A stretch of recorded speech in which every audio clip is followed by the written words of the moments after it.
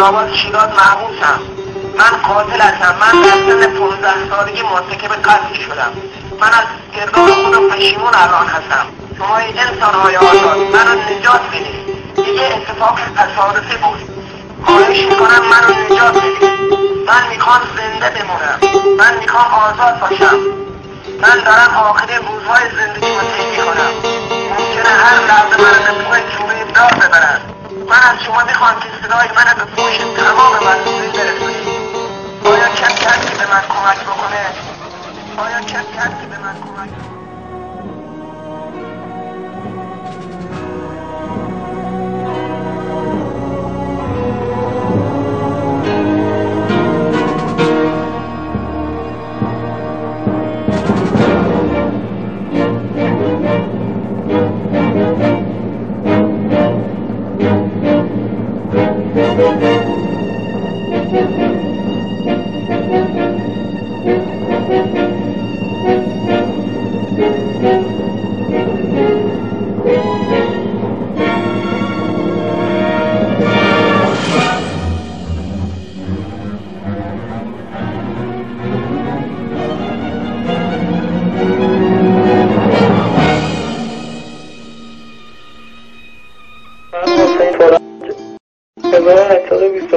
روز از 8396 روز زندگی تو زندان بودم. باور کنید که 1825 مرتبه قصاص شدم. از خانواده مرتضی مهربان خواهش میکنم که منو ببخشن.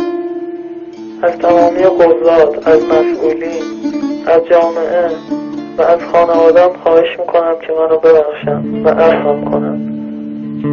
من میخوام زنده بمونم. منو به خاطر اتفاق قصاص نکنید.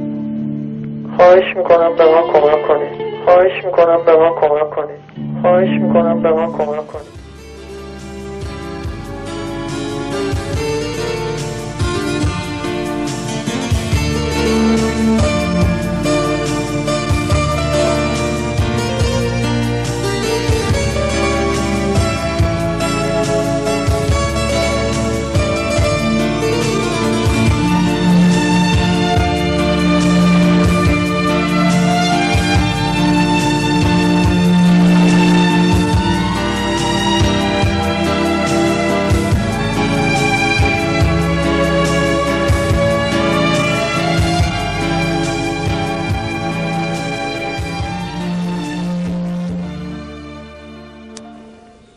زیر 18 ندارد حق رأی، چون که هم کودک است و هم خام است.